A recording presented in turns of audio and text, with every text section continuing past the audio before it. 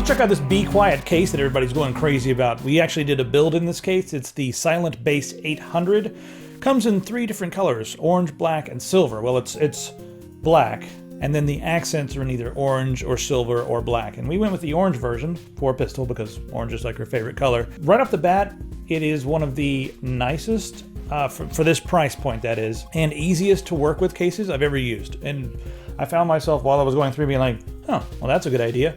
Oh, well, wow, my fingers are not getting smashed here. So there was a lot of pleasant surprises. The first thing I want to touch on is when you look at the front, you'll see that there's 2 big channels in the front that are going to allow air to come in. Now, there is a door in the front that you can just press a couple little spots and then lower the door down. It like lays down flat. It's kind of interesting. Looks like a bridge that goes over a moat or something. Just behind that door, we have 2 of their Pure Wings 2 fans installed. You know, these are optimized. They've got the channels cut in them or grooves in them to help keep the noise down while also directing the air in. The first time we turned it on, it was completely quiet. Sometimes at 100% load, you can maybe hear it if you're focusing on it, but sometimes I'm thinking that maybe the other components in the system. So these fans seem to do a decent job. There's also one of those fans mounted in the back of the case as well, so you have 3 in total, but you can add plenty more. You can add, you know, a couple on top or a radiator on top.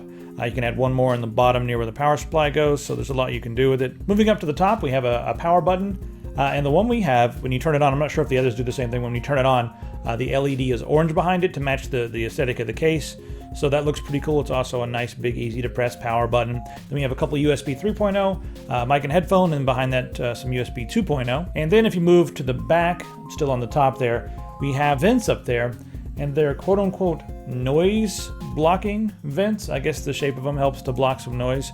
I do know that this thing is really nice and quiet, so whatever's going on, it seems to be doing a good job. We also have a little vent in the back just to help with the air circulation, especially if you have some stuff on the top exhausting. Now, as far as sound dampening foam, we have some on the front and on the side panels to keep the noise down. On the bottom, there are also 2 really interesting feet that stand it up off the ground. This does a couple different things. It helps to reduce the vibration, and it also, since it elevates it, it allows any fans you have in the bottom or your power supply in the bottom, it allows it to breathe a little bit better, and there are dust filters for that. Now, as far as the hard drives go, we can hold 7 3.5-inch drives, and then there's 3 5.25-inch bays up top. And you can also mount 4 2.5-inch drives, so a lot of room for options here. One of the things that's really interesting is the way that you mount the hard drives. You'll notice there are the silicone rubber things, I guess, that go down the entire side of the drive. You screw those in with thumb screws, then you slide them in, and then they lock into place. It is a really interesting way to keep the vibration down. It also has a nice aesthetic look. Ours are orange in the case that we have. All right, now as far as the the different fans that you can mount, you have 7 different mounting locations. On the top, you can fit 2 140s or 2 120s, and there's room for 280 or 240 millimeter radiators.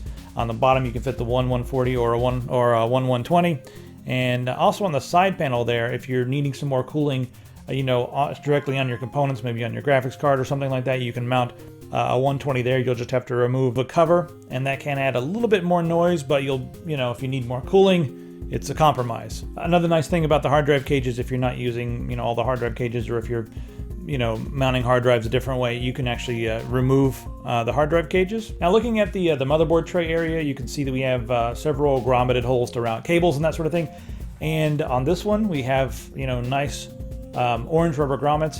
And these are not the standard grommets that are like this. These are grommets that are like this. So I don't know. I like the way they work. That's kind of a silly way to do it, but they're not like the teeth.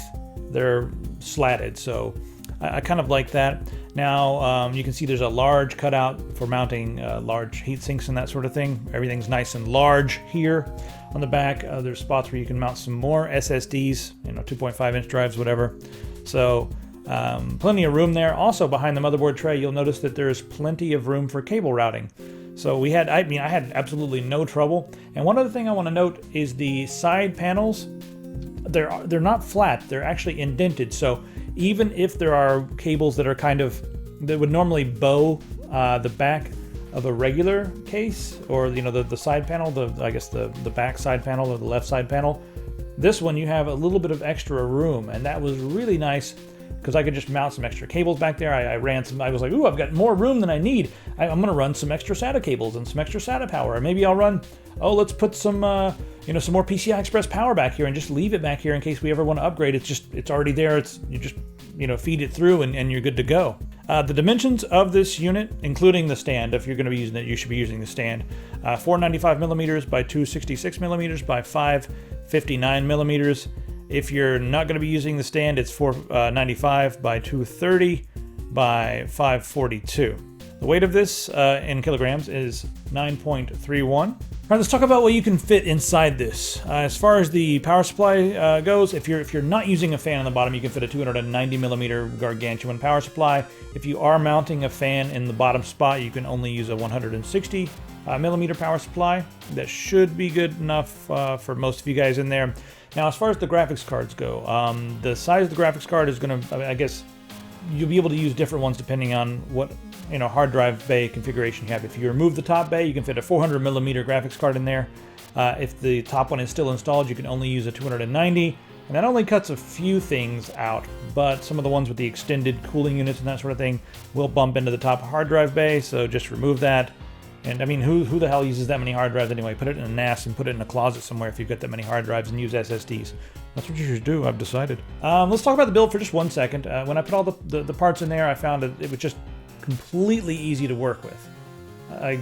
It's probably the easiest silent case that I've worked with yet, and the performance was really good. I mean, you literally cannot hear the damn thing. We're not using a fan on the side, and we're not using water cooling. We're using air cooling on this unit because, we want it to be really, really quiet. Now, you'll see the full build in a future video coming up very soon. It'll be Pistol's build. She's got a 5820K in there, overclocked to 4.3 on air cooling. You cannot hear the damn thing. When she plays video games, everything ramps up a little bit. You can kind of hear her graphics cards and stuff.